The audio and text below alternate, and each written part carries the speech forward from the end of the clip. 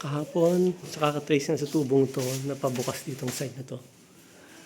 Kaya trace ako sa umikot yung tubo galing itaas eh. So, umikot palabas ng office, papunta rito, sala. So, iibahin nila yung structure na ito para di na ganyan kagulo next time.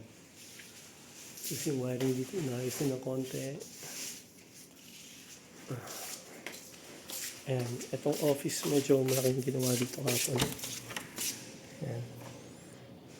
So, kahapon, basically nag-focus siya sa sahig. So, pinalish niya yung sahig, and then, nag-apply na siya ng varnish bali.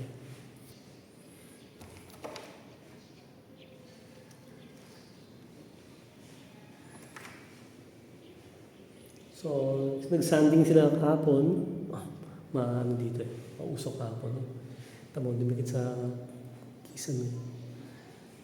Imbis na white, yung ibang kulay na. Nag-sanding sila, tapos nag-apply sila ng varnish, first coating and then another coating bali. Dry seal bali, para magsara yung mga butas.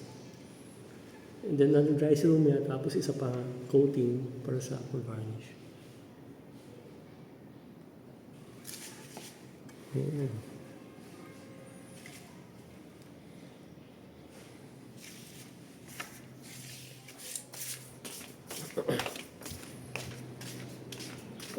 Ito yung mga evidence ng varnish, yung sanding, oh. Daming namula yung lugar. Dami. Yan. Ito sa driver's quarters naman, inaayos na rin nila to. So, sinementohan na rin nila to. So, naging hollow blocks, sinementohan na rin to. Itong gap. Sa kwarto at saka sa CR ng drivers. Sa CR ganun din. Nilagyan nila ng hollow blocks. In between ng driver's quarter at saka electrical room.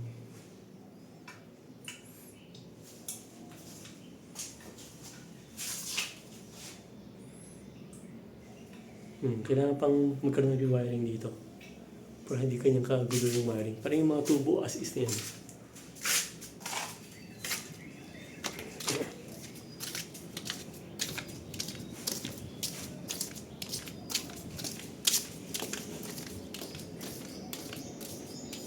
Ito, yung plywood, in-applyan ng, ito yung mga plywood tinakpan. In-applyan ng sa lignum para di magkaanay-anay. Basta.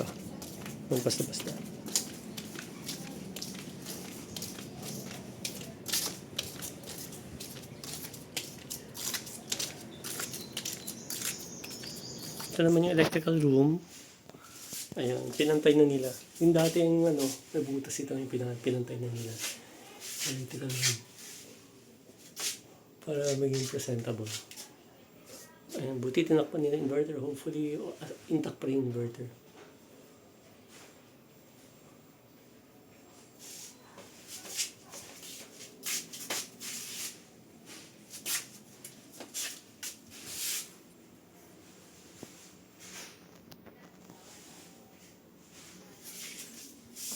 Tapos yung mga cabinet sa may sira, ayun, inayos ang dahan-dahan. So ito, inayos yung likod nito. Same din dito. Inayos yung dito. So, nakasulig naman na tapos ibabarnish yan. Ito ganun din to. Inayos yun to. Sulig naman din to.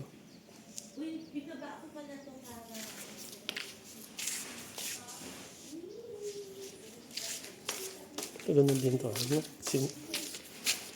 Inayos to.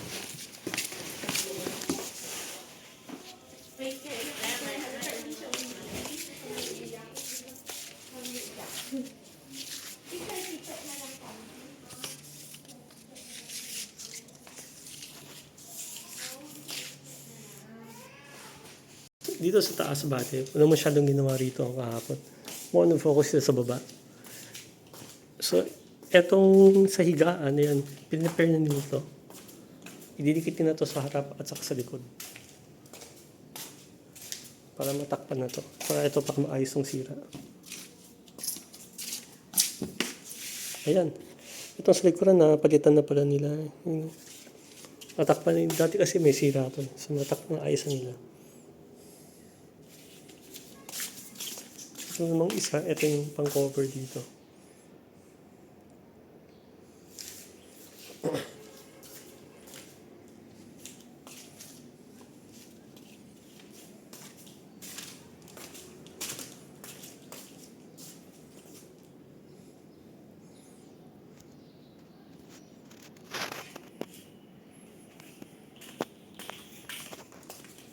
Nakafocus yung gumagawa dito sa area na to.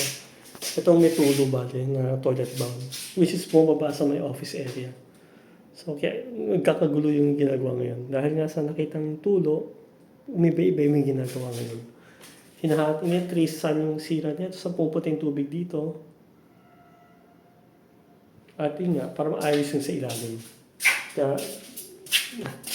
Kaya may iba ng plano ng konti. Pero hopefully within the next 1, 2, 3 days, maayos ako.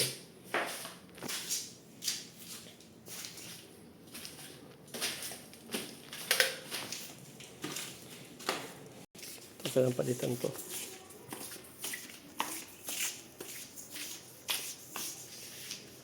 Yung ilalim daw natin kailangan ayusin, sabi ng gumagawa. Yung ilalim na itong nasa likod.